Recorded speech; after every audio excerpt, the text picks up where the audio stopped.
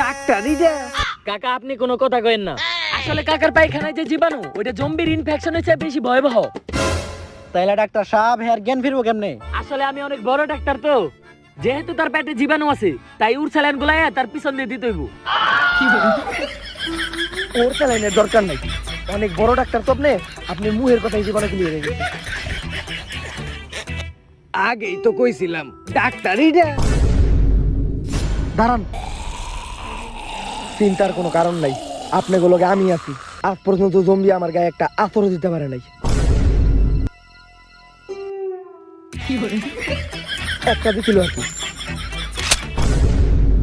কিরে তুই এটা কি করতেছস?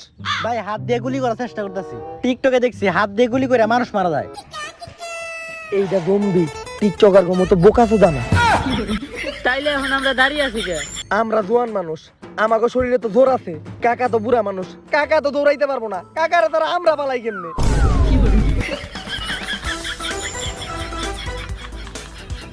এখন কি চেহারা দেওয়া লেগে খারি আছে?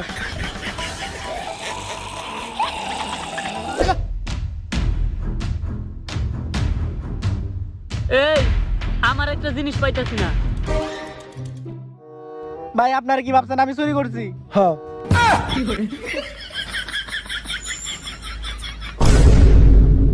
হ্যাঁ, ডাবল ম্যাগাজিন ইউএসপি। নিশ্চিত তুই আমার কাছ থেকে কিছু একটা লুকাইতেছস। আসল ঘটনাটা কর। এই জম্বির অ্যান্টিডোট এক জায়গায় আছে। কোন জায়গায়?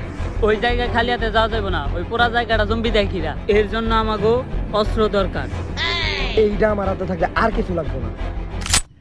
ও কি কাকা, তোমার ওই রিলোডের স্টাইল দেখে আমার একটা কথা মনে পড়ে গেল।